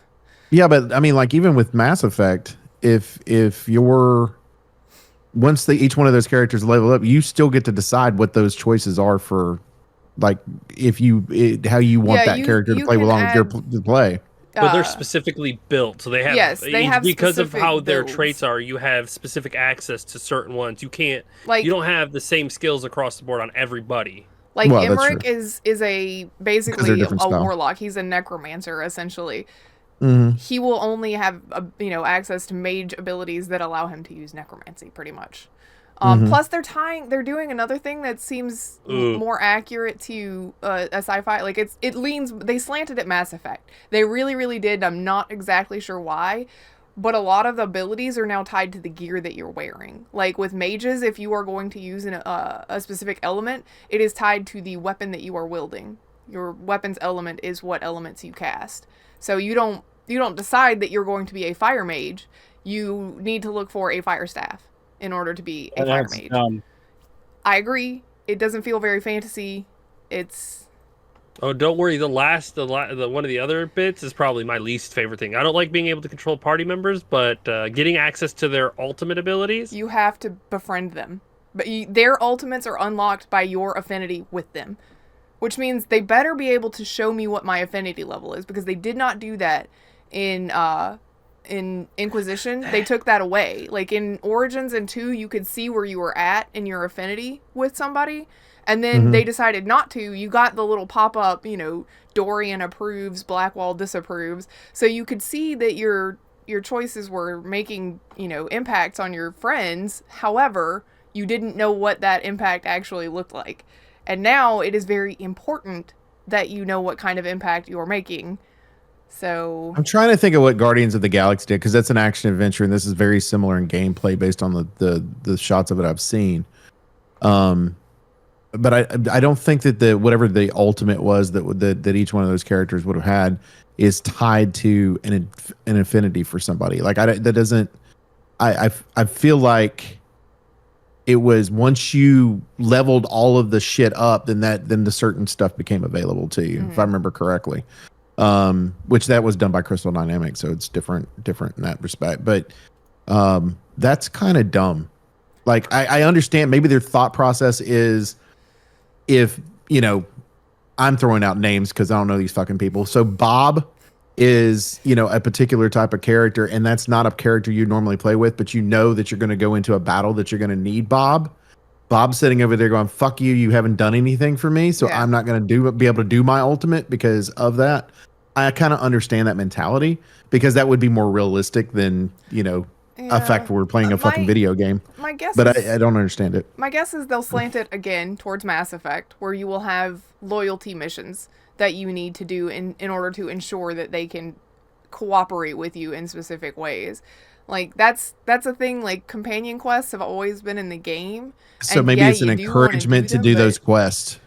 I guess so. It's probably an encouragement to pick your party and stick to it. Well, and that's one of the things that I don't like too, is like you've BioWare does great with giving you a cast of characters that you can take out with you and get the party banter and hear them like hang out as people, and that's fun. It makes the world feel more alive. It makes it feel more central, like your party members have relationships and lives outside of just when they're stuck to your butt. However, I don't understand the idea of you need to build your party. Pick your two best friends because the rest of them are going to mean jack all to you, especially when there's only 2 people. So instead of 3 where you can kind of like rotate a common class, like if I'm the archer, I don't want to have another archer in the party now because there doesn't need to be 2 of us. But before I could be like, well, I'm taking Varric. I also have Blackwall and Solus, you know, where I have a warrior and a mage to go with me. I can have 2 archers. Now you can't. So it kind of cuts out part of the gameplay to me too. It cuts out part of the world building because you pick who you want and then everybody else could honestly just not even be there for real. Personally, I don't think party comp is going to matter anymore. Like, I think they got rid of that. You could take whichever 2 you want with you. It could be 3 archers, and it'll be just as proficient as a regular part. Like, that feels bad. But it's an action-adventure game. They don't. Yeah, but with care action-adventure games, you still have difference in gameplay that's there. Well, So yeah, it's going to be different gameplay, but you're if you still going have to be able 3 to archers, succeed. like you could still succeed, but the game might be more difficult in that respect. But you can turn it down as easy as you want in the settings. Remember, the Oh yeah, accessibility this and one's the the one that difficulty. has the you don't die thing. Yeah, you doesn't can it? turn off everything. So I would not play on that, but if you Well, want I know to, more that, but power I'm to you just guys. saying. That's more for Yeah. You take who you want, inexperienced. and if your party comp isn't as successful on the normal difficulty, you just turn it down, and you got easy go. I mean, maybe. yes. But, I think it's also one of those things. speculating at this point, Yeah, but we I are. mean, It's heavy speculation. heavily speculating. But it is one of those. I like to take my love interest when I can, and a lot of people are already planning out who they're going to be romancing. I'm going to wait and see what they're like, y'all. But whatever. But people are planning it out because they want to plan their party around. Well, they're going to be this. I want to be this. Who will be my third party member? / third wheel, I guess, in that situation. But I don't like that either. I don't like being forced into something like that. Like, Yeah, I don't know, because like with your, how many different options do you have on Mass Effect? Like how many? Because it's a party of 3, correct? Yeah, it's a party of 3. And then you have how many people the to choose numbers change from? every Mass Effect game. Well, let's think say it Mass was- Effect 1. We're gonna base it In on Mass that. Effect 1, it was you had your 2 human squad mates, Garrus, and Rex, and Tally, and Liara. So 5. 6. Yeah, six You total. have 6 to choose from, so basically you're gonna leave 3 on the ship. No, Well, you're gonna you'll leave 4 on the ship. because it'll be 4 you, on the ship and then you're because you're the 7th. yes. So you're gonna leave 4 that's on the ship. Yes. So you theoretically, depending on what they end up choosing and how many people they end up choosing that you could do, like let's say it's anywhere from 6 to let's say 9 that you have an option to be able to use a partner. I would feel like they would have a variety that's there. That's going to be, like you were talking about the Archer earlier, like 2 options for that. And what I don't want them to do is go male female versions of each I one. So think- basically, it's the same fucking character. I want to say there's only one rogue that's in your companion cast right now, and it's Lucanus. If he turns into a wolf, I'm gonna have to be angry about it. I'm sorry. Like, you don't stop naming things like that. Stop naming characters that are wolves. Luca something or Lupin. Don't do it. It's so irritating because it's so on the nose. But I think he's the only rogue. No, well, that's not true. Scout Harding, but Scout Harding has something happening to her in the trailer that we just saw, where she's getting access to magic. So I don't know how that's gonna play out. I don't know if they're setting it up to be like Dragon's Dogma had like magical archer specs that you could play and magical knights, which kind of like Templars already. But I kind of wonder if they're gonna start trying to multi-class like that. So I guess there are 2 archers or 2 rogues. Both of them. If they want to go that route, then I feel very confident to say they probably got a respec option for your character. And if they were smart, which I don't have any faith in them, if they were smart, they would allow you the ability to respec your people so that to whatever you want, whatever you need them to be, so you can make your party balanced. Because Dragon Age lets you do that, Dragon Age lets you do that, or not Dragon Age. Dragon's Dogma. Dragon's Dogma lets you respec your people. Baldur's Gate lets you respec your people, so you can take who you want, but build your party. But you won't be able to do that with this because their ultimate abilities are already made. So you cannot respec Lucanus into mage, but still have him have a rogue ultimate ability. That doesn't make sense. They're going to be set. You're the RPG. They're basically NPCs that are already built. Yeah, I mean, it's basically how that works. That sounds like it might be what's happening. Yeah. Which, with previous games, you could have access to all of their specs and build them as you wanted. Like in Dragon Age 2, Varric obviously is going to be an archer, but you still had the option to spec him into some of the stealthy, knifey things for rogue if you wanted to. And Inquisition, same way, you had all 3 trees available to you, and then you unlock everybody's special ultimate tree, which was specific to them. I still think the best option that they should have done was stick to the similar formula to what they had. Make this the last of the actual Dragon Age part of it, so you have a big climactic thing. Move on to the next age. Change your gameplay then. I do think that after this, you have to move on to another age. Just based on what we're dealing with here, no matter what the resolution is, it will inherently change the entire world. So I do not think that you could continue the Dragon Age, although I would think they would keep the Dragon Age name and make it another subtitle. It would just be not an immediate sequel. Well, first you need to change. Well, as we have seen, because we have been around for a long time, and we have seen a lot of games. I'm not that old. Companies are so scared to change their flagships. It's true, they are. Halo never changed Halo, and then when they were afraid to move on from Master Chief, they just brought him back. Even Capcom, they did it a little bit, but they're a little trepidatious moving on with their main sequel, so they went back and remade it and kind of restarted the series so that they can kind of get a better hold moving forward instead of just going forward. I feel the same thing. Mass Effect Andromeda, they made that, they tried it. And guess what? They're going back to where the original trilogy but is. I do wonder with the next Mass Effect game how they're going to handle that, because they'll just retcon it and fucking say too bad. Well, they've already said that it's going to have Andromeda tied into it.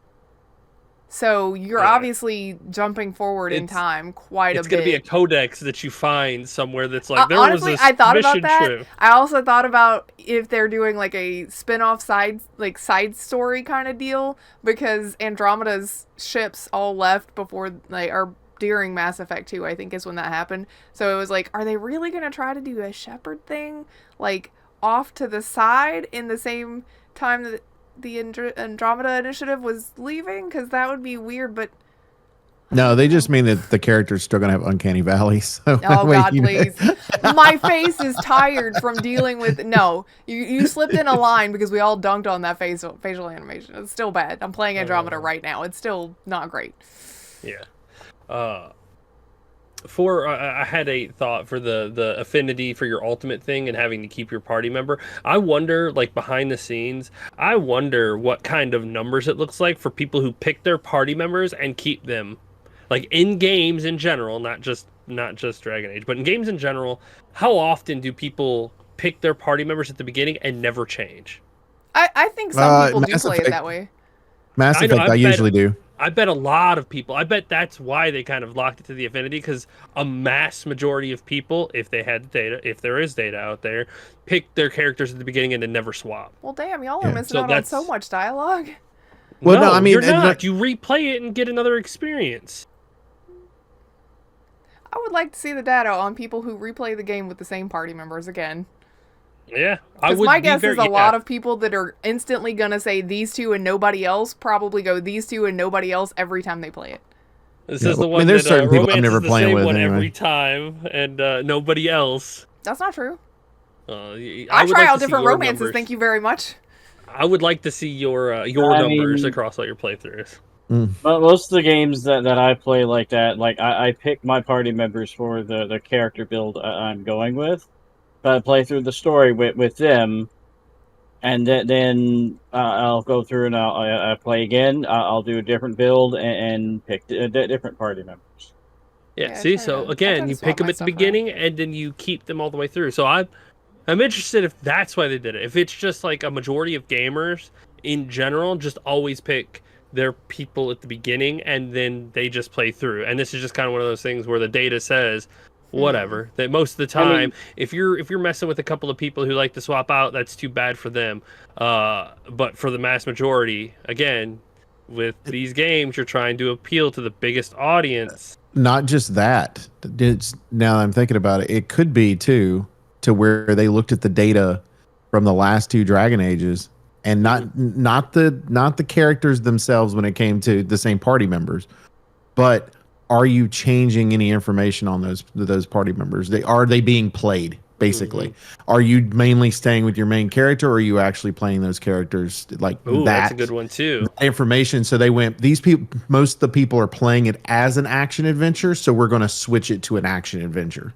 And That most might have people been- don't play with like swap characters. They only play as their character. So it's another one of those things where they Yep. just saw this and they're like, okay, that's just extraneous. We don't have to worry about it because most people just play as their character hope- and don't ever swap. I hope for all of the Dragon Age fans' sakes that they have changed how the AI interact with the environment, because you cannot swap anymore. And the amount of times that I would have like Iron Bull or Cole or one of my other melee people stand in an AoE that got dropped on them and continue to attack instead of moving out of it. So I had to swap to them, move them out of it, and then swap back because they just don't have that pathing built in. Like, my God, it drives me crazy. I hope they're better about it, or else half my team is like my team, all of them will just die because they're standing in dumb shit.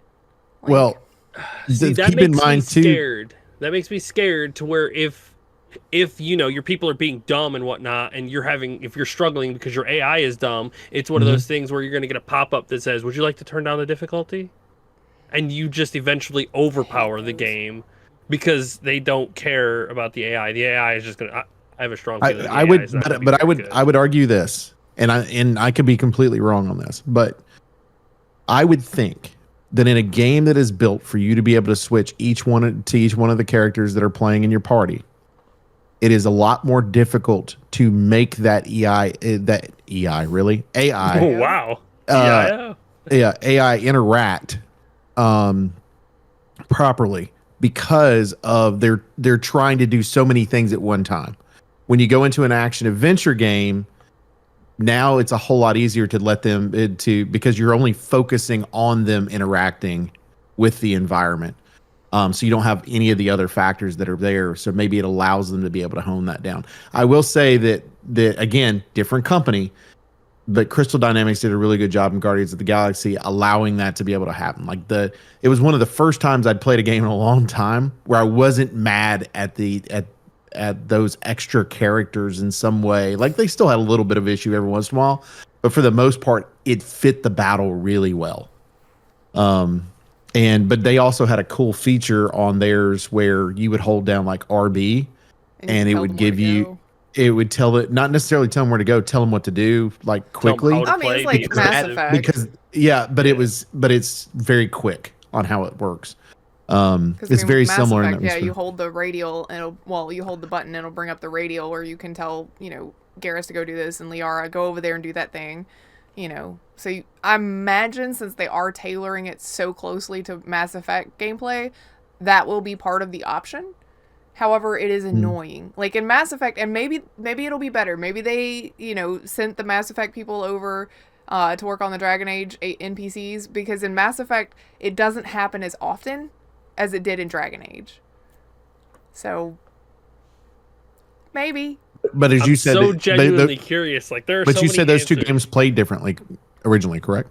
What, Mass Effect and Dragon Age? Oh yeah, Oh, very yeah, they very were differently. So, But again, that goes back to, if that's the case, and they're aware of that, they're moving it to the action adventure because Mass Effect is going to be closer to that action adventure in the way it's done. So maybe that's the main issue, is the fact that because had other elements that were available, it was creating that issue. And they were like, well, we can eliminate and do this. And seeing the story. I'm very scared of seeing how they make you play that story.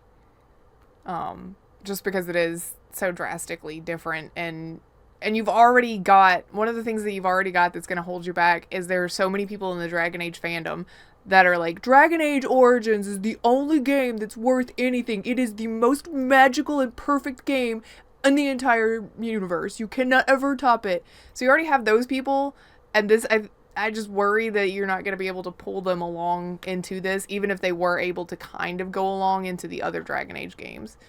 Yeah, well, it sounds to me as though they have so problems much between the series. Like, you got Dragon Age Origins, Dragon Age 2, Dragon Age Inquisition, and now this. It's like, you haven't respected your original player base at all, like, after the beginning, because the first one is such a good and they rushed strategy. The second one out. Like, they basically were like, go, get the second game out. It had, like, I want to say it was a 2-year development cycle, and then, like, basically they were given you will launch it in this, window or else kind of thing, and they had to hurry through, which is why Dragon Age 2 feels rushed when you're playing it a little bit. It doesn't feel as fleshed out, is because they didn't have time.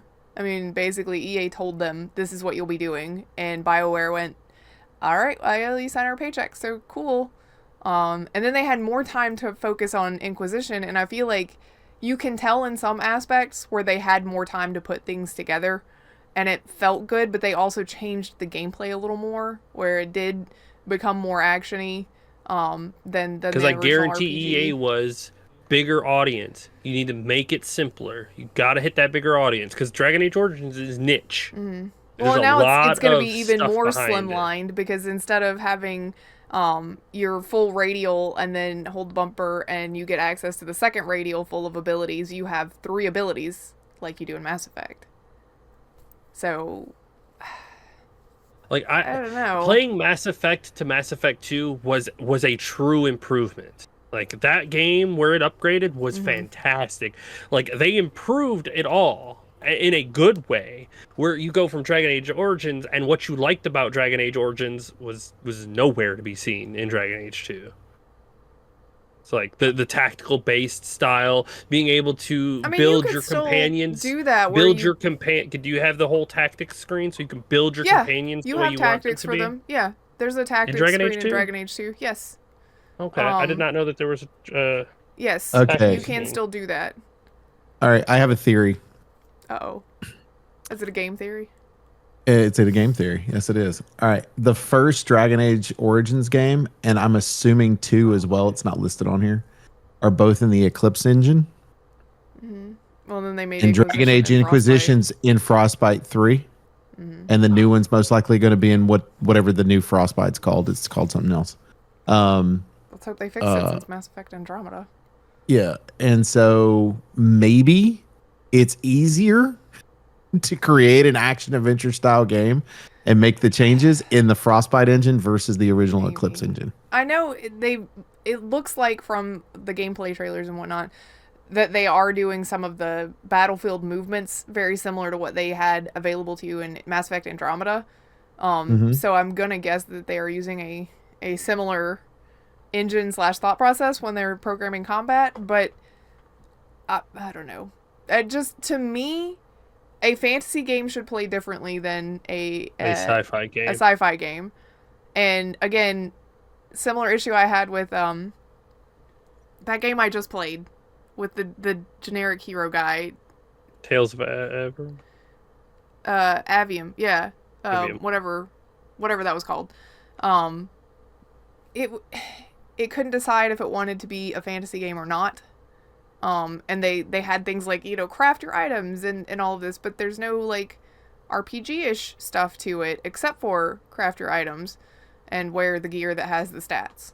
So it's similar to Ghostwire Tokyo, where there was like crafting side of it. They put a lot of the generic things inside of it, and it was just like, okay, it seems like you just kind of put these systems in just cause. Yeah. Yeah, just because it's like, Yeah. all right. It felt kind of folks, you don't need- arbitrary. Like, you could have just given me the upgrades that you Yeah. wanted me to have instead of being like, do you want to craft this? You got to save all your Yeah. stuff so you can craft this. It's like, Yeah, it's interesting design choices, but I'm very interested to see how this game comes out. Because this is going to be BioWare, in my opinion, BioWare's do or die. yes. I know they've got another Mass Effect that they've already, teased. We have However, seen EA go yes. chop in the middle of it. I think so. if this one does not do well for them, that one you'll probably never see. I think they got a lot more hype, so they'll get a lot more people that are going to pre-order this one than what we originally had hype wise in quotation marks based on that stupid trailer they played that looked like a cartoon. But I think this is kind of the saving grace, because like even you were being positive about a game that you don't want to be positive about. You know what I mean? Like you're like, I don't want. Being very middle of the road, which is surprising to me because I fully expected to hate it. So, yeah. Yeah. I wouldn't say positive because again, I'm interested in the Compared story. to the way you normally are about stuff like this, you're being positive. Yeah, I know. promise She's you. definitely leading the. I'm not being other positive. way. Yes, you are. Yeah, you are. After want- being burned so many times and you still turning, it's like, all right, you got want it. to- You learn wanted your to- lesson. You wanted to make that last Saints Row work so much, and I'm like, I dude. did. I wanted to. And I was like, you're not gonna want to play it. Yeah.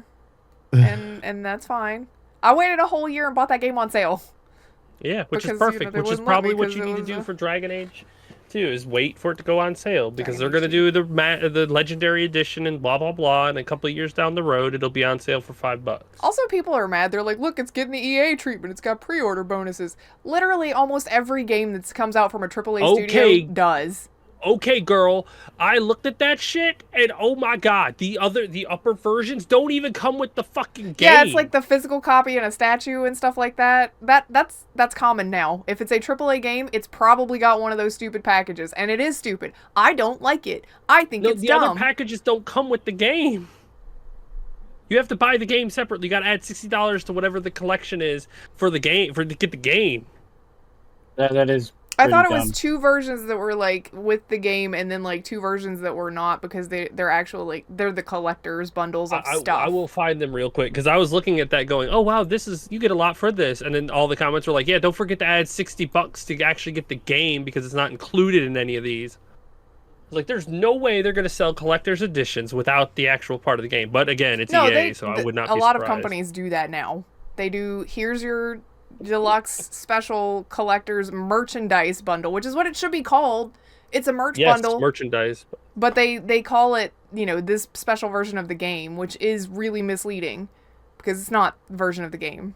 It's the version of the merch, and you have to buy the game separately, which is just stupid. At that point, just put the game price in there with it so that you can get it all at one time and be done with it. That's so dumb. Yeah, that no part's shit. dumb. But that's not just EA. That is a lot of AAA companies, and that needs to stop.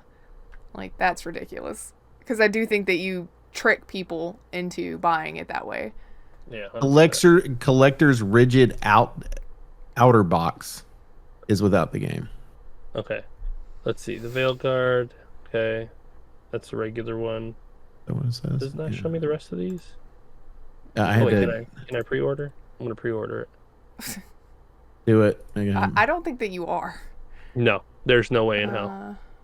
Immortals of Avium. That's the name of that game. I'm going to remove that from my wish list. I didn't realize it's still on there. I was looking at my wish list so I could find the Dragon Age game. Stop it. Okay, so the Trying to put the on two, the regular and the deluxe edition, you got the game in them. If you pre-order it, you get the blood armor, blah blah blah, and then a bunch of appearance sets. So a bunch of cosmetics. Okay, The that's cosmetics, the typical. Blood Dragon armor is for your pre-order, which they've done multiple times. Yeah, like a big surprise there. Rook's Coffer Edition, 22-inch glowing dagger, a map, a deck of cards, and a potion flask for and a die for $150. No game. Okay. The Steam thing only has 2 versions of it listed, so I don't know. You're not allowed to buy. You're probably not allowed to buy. I mean, I guess that one. makes sense because you'd have to actually have the physical stuff shipped to you. I guess that's why it's not on there, but. And I'm sure Steam is one of those. It's like, hey, if you don't have the game included, you can't sell it here. Yeah, the only thing we they are a storefront. You buy the game, and yeah, you can get the extra stuff, but it has to include the game. yeah they're not a physical copy. Yeah, I mean, that makes sense. I just thought it would tell me what. The only thing they're gonna actually sell on their website that has to be mailed to you is gonna be the Steam Deck and any of their peripherals. Okay, Their I VR just was system and hoping that stuff. it would give me a rundown of the other options, but it doesn't. Yeah. What's in the deluxe? That comes with a lot of the extra. A bunch of the cosmetics. Yeah. But yeah, we will see. We will 100% see how this game goes. It's 2 months out. That deluxe edition cosmetic armor is not even that pretty. Well, okay, that's my opinion. I'm sorry. I don't care for it. If you like it though, go off. It's yours to do as you want. It's not your taste. That bow is cool though. The cosmetic bow looks cool. But yeah, and I don't really care about the blood dragon armor. I don't think I've ever used it in any of my Dragon Age games or Mass Effect because it's in some of those too. I guess somebody does that they're including it. It's one of those things where it's been in the franchise for a long time, so I know they're keeping it around for that. And plus, I think they have good stats. It's just usually it's one of those things where I'm like, ew, I don't like that. But again, I'm not a min-maxer, so let me preface with that. If it has the best stats in the whole game, or for level X to X, I'm sorry, I don't min-max. I use the things that I think I need at the time that I think I need it. And sometimes I do things for aesthetic reasons. Like in Dragon Age aesthetic Origins. reasons. In Dragon Age Origins, most of my characters don't wear hats. Because the hats look dumb. So, yeah. And you can't turn it off. But you can in the other ones. You can turn the helmet animations off, which is nice. Do we want to talk about what we've played recently now that we've been here for an hour and a half? I'm sorry you let me talk about Dragon Age. We talked about other stuff too. Yeah. So Yeah, we all knew that. That's why no one said let's do this one first. Yeah. I'm sorry. It's a franchise that I good. like. I've been playing. I played through a game called is it Thank You for Being Here? I think is what it's called. Thank goodness you're here. Is what it is. There Thank you go. goodness you're here. Thank goodness you're here. Which it's a silly game. It's only about 2 to 3 hours long. It's by the same publisher that put out Untitled Goose Game. So think of that same similar premise and the fact that you're running around in the town and all that. This one looks more cartoony in the fact that like an actual cartoon you'd see on a British television show. Mm-hmm. It's got a lot of. It reminds me a lot of Monty Python. The humor does, and it's just absolutely absurd, but it's funny. You have to figure out ways to help these people that are in the town. If you like British humor, it's fun. It is like, I think I paid $16 for it, but I think the regular price is like 20 something. It is on everything pretty much. Even Switch. Yeah, it's on Switch too. Which that's how I played Untitled Goose Game, was on Switch, but I played this one on PC. But I do recommend it if you just want something to like sit back and chill, because it is funny. The humor that they have in the game is just great. Where like an Entitled Goose Game, there's good humor, but it's all done physically. This has got audio to go along with it, so it's kind of nice. And the way it's set up, and the people of the town are just absurd, and it's great.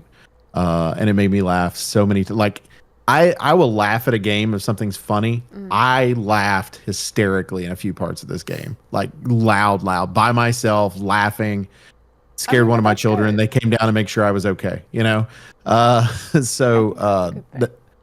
That one was really good. I've also checked out the playtest of which I've seen a few people streaming this as well, of Karate Survivor. It's an auto shooter. Similar, think of Vampire Survivor. But it's kind of an interesting little game. It reminds me of oh god, what is the Double Dragon games? Isn't that what they were? Like the old 8-bit on Nintendo I don't know. games. That's what it kind of reminds me of, except it's an auto shooter. And it's great because you're just like roaming around the inside of like this 1980s style like convenience store, and all these guys are chasing you, and you're going around. And they come up with cool things. Like with all these games, you have to collect something, right? So like it might be hearts that you have to correct, or gems of some sort, or whatever, in order to build your character up. And this one, they drop money. And you have to pick those up, and the money increases. You can down at the bottom, it has your skill. Like you start off with a jab, and in the next one you might be able to unlock a kick and put that in there or whatever. And you go through, and then you can pick up these bats around or mops around or whatever, and beat the crap out of them. Frying pans. They have options for like they'll have like a wine bottle that's laying on the floor. You pick that up, and it'll throw it at somebody. So as you roam around, there's extra stuff to do, which is neat. And then they have a once you've done a certain amount of stuff inside of the game itself. So let's say that you've, I don't know, killed 100 guys or killed 15 guys, whatever it is. Okay. It unlocks a skill. And when you go through, and it's specific skill based on what it's asking you to do. So it's not one of those they give you a skill point and you unlock. It's one of those where it's going to unlock based on you completing a task. And so, but it's cool because one of them might be, oh, you get a soft kick. And the soft kick is anything small that's on the floor, your guy will just, as you pass by it, will kick it at him. So it might be a soccer ball. No. No, I found her. She's right No, I don't know what just happened. I'm sorry. Continue. That was there. my There you go. my fault. My bad. I'm sorry, everybody. I don't know what just happened. She's slightly desynced either too, and it's like fucking with my mind. Did our power blink? Because my lights in here like dimmed for a second. No. Okay, well, just me. Sorry, everybody. It didn't stop recording, so there's that. There's that. But like you go around, you'd have the soft kick and you kick the different stuff. And then that might increase to a larger kick later on. So you might have like a shopping cart or containers of bottles of water and stuff like that you can end up kicking as you pass through. And it'll kick at the group that's following you. So you can knock out, 5 or 6 of them at a time type deal. They have videotape. I still have not picked up enough videotapes to know what they do, but they're VHS tapes. And I love it. That's what you do with video. I know, right? But there's like you have to get up to 6, and I've tapped out at 5 and couldn't find the 6th one in one of the ones. I was like, what does this do? I want to know.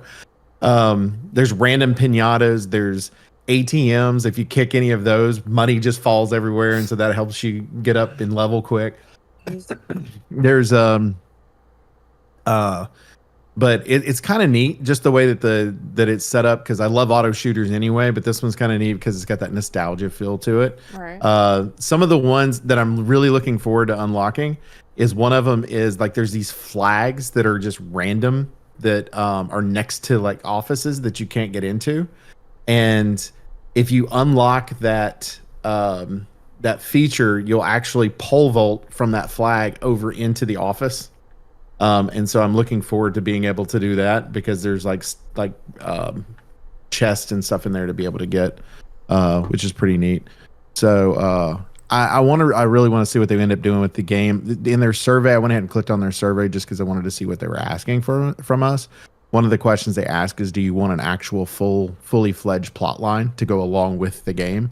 And I'm like, yes, because in auto shooters, a lot of times like you have this a little bit of plot that's there to kind of justify why you're there and things like that, but you don't have like a real drawn out plot. I want a drawn out plot because I think it would just be kind of unique for this and this style game. It would work out good, I think. So I don't know why these hordes of people are chasing you all at one time and how you justify that in a plot line, but why not? I mean, if they can do it in like kung fu movies and stuff like that, why can't they do it in Karate Survivor? So, but I played it. It was really good. I've enjoyed it. It was a nice little play test. I haven't been doing much. Mass Effect and my brain, the words exited my brain. 7 Days to Die with everybody. Well, with several versions of everybody. So other than that, that's been fun. I imagine we'll have more to talk about that next time because we're about to start it with another friend. So About to have Thursdays. 3 versions of Yeah. it running. we'll be running 3 Yeah, different good games. luck with that. So that'd be fine. I fucking love this game. Like, holy shit, I'm just completely Yeah. wrapped up in it. I'm really enjoying it. Like, I mean, I'm enjoying our playthrough with it. Like, the only thing that scares me right now is because with our group on Friday nights, everybody is going everywhere, and we were about to have our 7th night, and we have no one is going. Okay, everybody stop building your own base, and instead let's all figure this out and hey, put it I all was together. trying. I thought Hey, we were building we've a already fire got station. one. We've already got one built. The fire station, right? No, Sentry is building. It's got a horde base built. I thought finished it? No, he just No, started he's- it. Yeah, he's got the whole tower built up already. Like, Oh, I mean, no, he's he's not building talking the about design. that.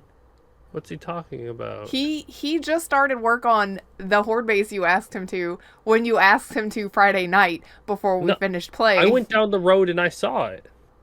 Okay. Yeah, but all it was the tower. He hadn't finished. He hadn't built anything else yet, had he? And he Yeah, it wasn't should be the intending us first. to use that for the horde base. That's his Yes, he personal was, 'cause base. No. No, He's got that's his own something else. personal. Okay, But that okay, one's- all right. That's Now fine. the tower is him starting We'll it, see but he on didn't start it. Friday. He didn't start it until day 5. I have So- no idea. Yeah, I know. You Yeah, I didn't know, play you're with not us because you're playing not again. fun. So Yeah, that's fine. But, yeah. Baka doesn't want to play again. well, that's unfortunate. I guess that means he's not playing on Thursday either. So Sometimes you But yeah. play multiple versions of the same game just for funsies because you're playing with different groups. yeah, I like I've it. just Like, been too exhausted the last 2 fucking Fridays. Yeah, dude, man, your job, man. That's 12-hour Like 7 days. times. well, Oh. either way, I had to spend like an hour. Or I spent 2 days building ours, and I've got it almost entirely concreted because they almost Oh, that's destroyed nice. it last time, and that's something. So I had to, because our first night we got like it was easy, so easy. Day 14, okay, wow, these things are actually difficult. Day 21, get fucking wrecked. They were camping us in the house of our base, and I was like, Oh, wow. okay, so we can't do this again.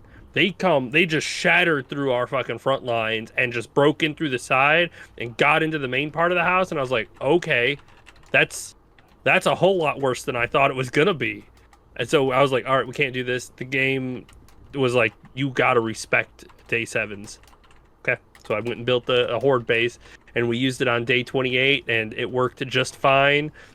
Lost almost all of the iron traps underneath it. The concrete pillars underneath it were damaged. They almost broke through the railings. It was a lot, and I actually do not know if we could have lasted it, because I think there was like 4 or 5 big zombie guys in each wave, and they were Oh, just wow. pouring in constantly. You'd see 5 or 6 of them pour in, and then they would fall down, and you would see more, and then the ones underneath would start trying to run back up, and you're like, oh my god, you have to find a way to cheese it. I say cheese it, but it's really, you need to find a strategy. Yeah, Like, you gotta have make to find a that strategy works. to Which ours, defend we yourself did from the pretty horde. well the last horde night, so I think Yeah, I think like, our I strategy is fucking- gonna be okay. So what happens if everybody dies? They just stand around and wait for you to respawn, and if you don't, you just have to wait till the night's over. Okay, and then you can respawn it. You know, like right. that you one can time respawn. when I died on Well, Friday they night will one still and was dead the for ones like that are 6 hours. spawned. The ones that are spawned will still be there waiting for you. So you have to get up, clear them out. They just won't keep respawning Oh, I after don't like that. So you have to get up, try to get your shit back, and kill off the rest of the So, stragglers. so it would behoove us in some way to make sure that we have like a bedroll away from the area in case and maybe have like a spear you only already have made one or something. bedroll active at a time. Yeah. So you Yeah, either but you spawn can in your still- backpack or Yeah, spawn well, in that's your what I'm bedroll. saying. If I'm dying, I'm gonna spawn it. I'll be next to my backpack. But if I have a bedroll away from where my backpack would be, then that would Yes. allow me to be able to get into that Yeah, area. yeah. Yeah, Which is but the they'll go after you still. Yeah. I mean, they'll like they have like a tracker on you. So like They have if you GPS.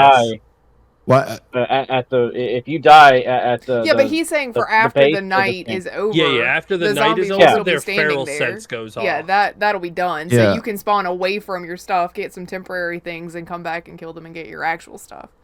Yeah, because Oh, they don't really? go Okay, away. Is I what was he's saying. thinking that for them specifically, No. it still stayed on. No, no, It's no. only in that after the time bubble. night- Once that time bubble is over, Yeah. the extra bonuses that they get go away with that time frame. Yeah, then the horde is over and they're just regular zombies again. They will still be zombies standing next to your Oh body, yeah, but yeah, and probably a lot of them if I had to guess. Yeah, which is Hopefully we that's why never I'm like, find I'm gonna out. put the bedrolls somewhere else. Yeah, in our main horde base, we put bedrolls on the main part, and I filled a couple of the chests with guns, ammo, and spears. Because if you die or accidentally fall off or get they'll break through the floor underneath you, and if you fall through and die and your backpack's down there, you're SOL. You're not getting it back until after the horde is over. So grab a gun or a spear and just poke them until the night's over. So you just poke them until the night's over. pretty much. That's kind of what we did. Hey, I Mhm. didn't Kept die printing. to the stuff. I actually think that was, yeah, I think that might No, be the none of first us Fortnite died. that I didn't die. It was. You got an achievement for it. Yeah. There's an Yeah, achievement for it. No, none of us died on that one. So Yeah, it was like you feel kind of safe, but you're also very, very trepidatious because later on they get to be explosive, and you will get suicide bombers that The come policeman straight ones at are your. explosive now. Oh no, we're talking about ones with like bombs on Oh, them, and they will okay. run at you. Or run at your structure and try to blow up pieces of it. So if they blow up one of my pillars, part of the fucking base is gonna collapse. Or if two of them hit the same pillar, yeah, like, so you're gonna have to, part of the thing is gonna collapse off the side, and we're gonna have to have an open thing where birds are gonna start trying to get in, and it birds. turns into fucking into real try hard mode.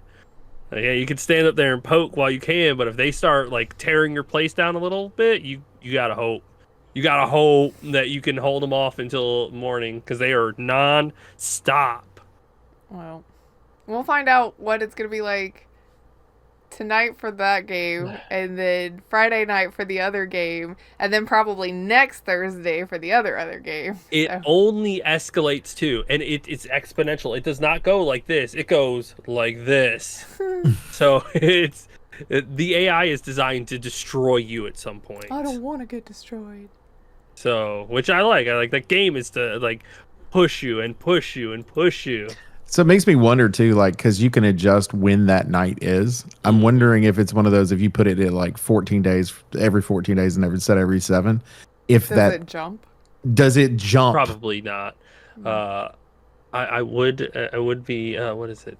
You can make it happen within a variable of a day, and you can turn off notifications too. So it can happen on a random day at 10 o'clock with no warning. You will just hear it start, and you're like, "Uh-oh." No, I like Everybody the to the base warning. now.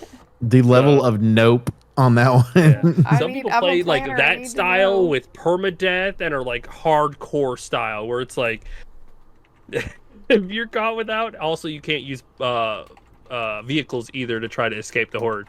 So don't even try to cheese it like that. The developers have had this game in early access for like 15 years, so they have definitely fixed that.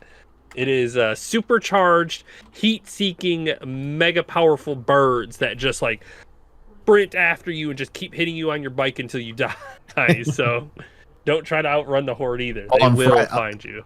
On Friday, we don't. The Friday night group, none of us have a bike at all, do we? Not yet. Nope, not yet. Keep doing missions and you might get one as a reward eventually. I got a motorcycle in our big game. Vroom vroom. Cat made it, but you Yes. have it, so you know. Yeah, because we rolled for it. I know. I'm just saying you didn't make it. No, I didn't. Oh, I worked for it like everybody else. I found It's the like me- magazines and the parts and everything. Me hitting that stupid rock the other night. It was like 45 minutes of me beating on a fucking rock to get 2,000 stone. Ting, ting. I was like, how much do we need? 2,000. All right. That's why you need to go get Miner 49 or Miner 69er. Yeah. I got it already. Yeah. Oh It man. helped a lot. All right. Nice 2-hour show. There we yeah, go. very close. And Anything half else? of that, is Grif talking about Dragon Age. Hey.